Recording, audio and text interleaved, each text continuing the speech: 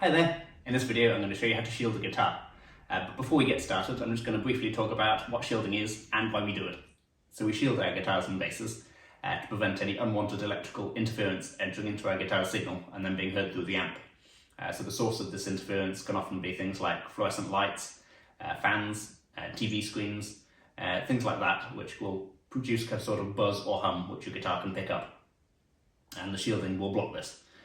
So to do this, we create a Faraday cage around our electrical items in the guitar, such as the pots, the pickups and the jack.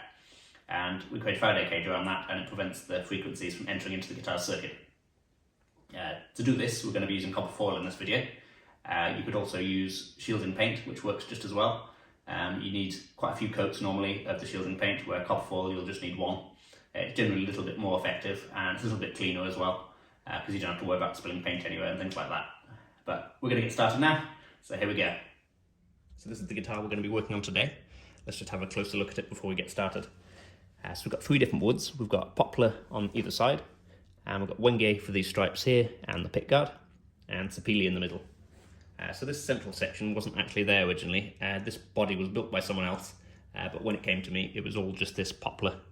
But unfortunately, the guy building it had got the central line wrong, and it was running off this way, off to the treble side, and he had routed the pickups accordingly, so they were off-center as well. So it looked pretty bad, and it was quite obvious that it wasn't right. So to solve that, I've added the central section, and this is actually inlaid into the body by about an inch. Rather than cut and join, which I could have done, I chose to inlay it just because the body's got a lot of carving on the back of it, and I didn't want to interrupt that by adding the central section. So that's why I chose to inlay it instead, and it's made a really nice feature of the guitar, and it looks like it was always there. So the neck was all made by myself, and this is a wenge board with power inlays. And then on the headstock here, we've got a nice piece of ebony with again another power inlay. And this is an H for the owner's initial. And then we've also got a maple accent running under the headstock there. And we've also got some accents on the scarf joint, which you can just see there. But I'm going to turn it over so you can have a better look now. So you can see I've kind of made a feature of the scarf joint. Rather than just having it as like a line, I wanted to kind of accent it, and we've got a black accent there, maple there, and another black one there, so 3 layers, which you can see more clearly as it flows out into the headstock here. There's a slight volute there as well to give it a bit of extra strength. And this neck is quarter sawn sapele, and then the body is, as I mentioned, all been carved by the guy who was building it previously. And you can see this has kind of got a dish to it, it's like that. So if I'd added that central section through it, it would have interrupted all the lines, and I think it would have kind of visually not worked. So that's why I chose to inlay it. You can just see how deep it is there. That's the inlaid section. So this is a set neck, and this should be quite nice high fret access from this carving he's done. But let's get started shielding it now. So we're going to be using copper foil to do our shielding rather than shielding paint, and I prefer to buy it in these A4 sheets. Rather than on the rolls of tape, which you can also get. I just find you can be a bit neater with the sheets because you can always cut it to the size you need. So to start off, I'm going to do the sides of the cavities here. So I'll take a measurement of the depth, and then I'll transfer that measurement over to the sheet, and then I'll cut some long strips, and these will do all the edges. I like to do the edges first, because then you can hide all the seams at the bottom with a nice neat piece you put in afterwards, which will cover the whole bottom of the cavity. Before we put that bottom piece in, we're going to need to add a wire which connects this pickup route to this pickup route, and then another wire which runs from this one to the control cavity, and that will then go to ground. That's an important step which sometimes gets forgotten, but is actually essential if you want the shielding to work correctly.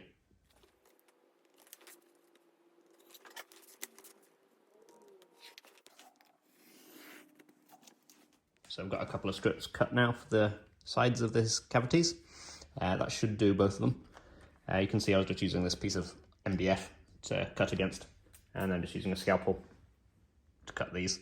You can also use scissors, but I like to use a scalpel just to keep the line straight. So now I can just push this into there and mark it roughly where the corner is. So make a crease there, and I can cut that with the scissors.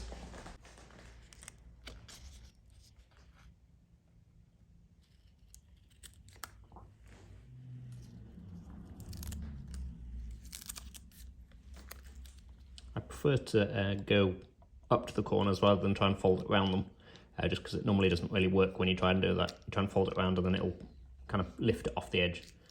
So I prefer to do it actually to the length accurately as you can. And this hole here I'm going to use for the wiring channel from the pickup wire, and also that wire I mentioned to connect the two. So I'm just going to cut this out after. Just go over the top of it for now.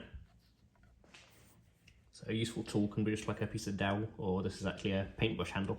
And you can see it's got a kind of a rounded point on it, so it's not going to poke through the copper, but you can use that for smoothing down edges when sometimes they won't go down properly. You can just smooth it down with that.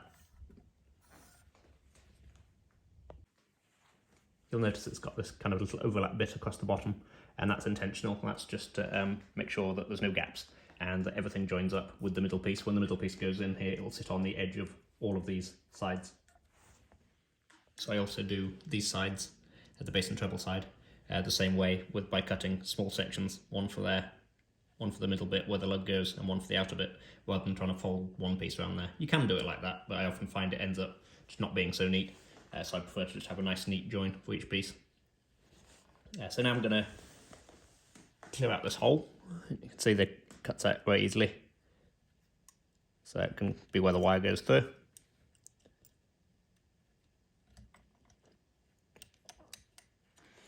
And then for the wire, I like to use a finer gauge than you would typically use for guitars.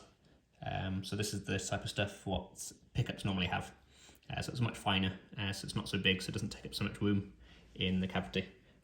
It can be any colour because no one's ever going to see it. It's actually going to go under the copper foil. So to make sure we've got a good connection for this piece, I like to stick a little base on the bottom first, and then I'll stick another piece on top of that to hold it in place before the bottom goes in, and then that will cover the whole thing when the bottom goes in. So putting the wire through now, and you can see there's the end there, hopefully. See this little end there. So I'm now going to use another piece of tape just to hold that in place, copper tape, and then the bottom will seal the whole thing in.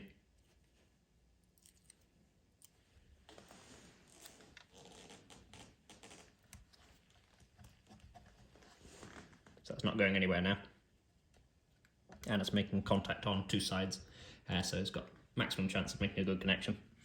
And then I'll do the same on the other side for the other pickup. So you can see it just there. You don't have to use a wire, you could use a piece of copper foil also. I just prefer to use a wire because it's a bit stronger. The copper tape could in theory get torn as it exits or enters here as the other wires go through, whereas a wire is not going to. So I like to use a small one, like I said, so it stays out the way as well.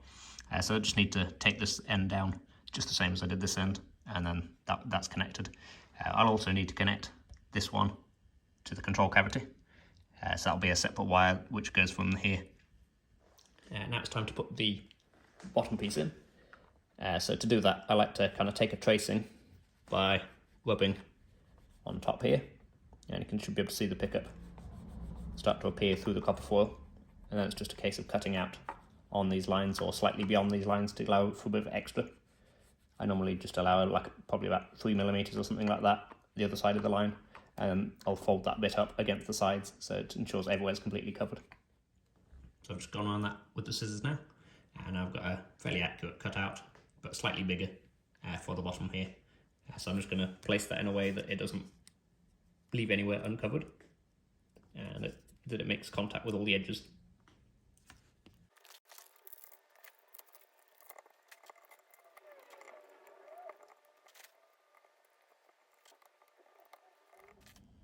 So that's this one done now. I'm going to repeat the process on the bridge pickup, and then we're going to move on to the control cavity.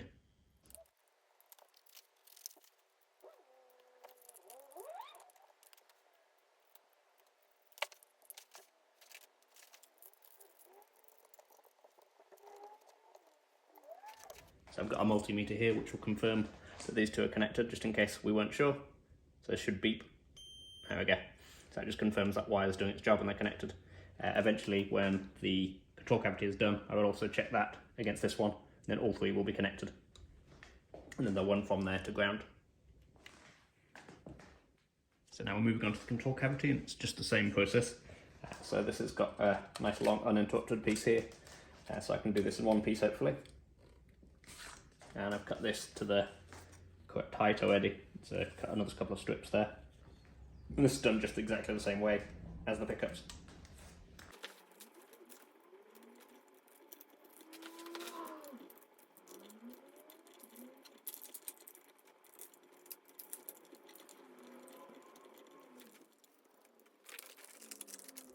we also need to shield our control cavity lid as well.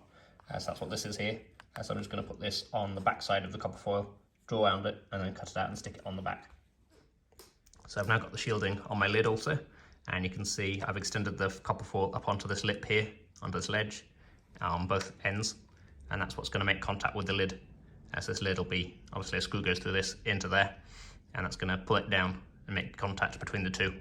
So that will ground the lid also, so everything will be going to the same ground on the jack, including the two pickups which we already connected to the shielding here. So everything's going to act as one, and this is what sort of completes the Faraday cage by sealing the whole thing off. So now just to demonstrate, if I connect my multimeter to the cavity here and also to the neck pickup, you should hear a beep. Yep, and checking the bridge also. So everything is as it should be. So now I can just cut out where the controls will go, because they've been sealed over with the copper foil.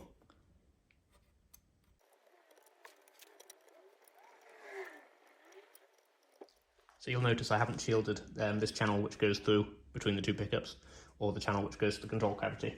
That's because the humbuckers we're using actually have a shielded cable on them, so there's no point shielding cable which is already shielded. But if I wanted to, I would use shielding paint for this, because it would be very difficult to get copper foil up in this tiny little channel. So I'd use shielding paint and paint it up in there with a fine paintbrush. So if using single coil pickups which wouldn't have a shielded cable on, that's what you could do then. And that's all for this one. Thank you very much for watching. I hope this video has been useful for you. If it has, please do leave me a like, and please subscribe to see more content like this as well. If you have any questions on the process in this video, please leave a comment and I'll get right back to you. Thanks again for watching, and I'll see you on the next one.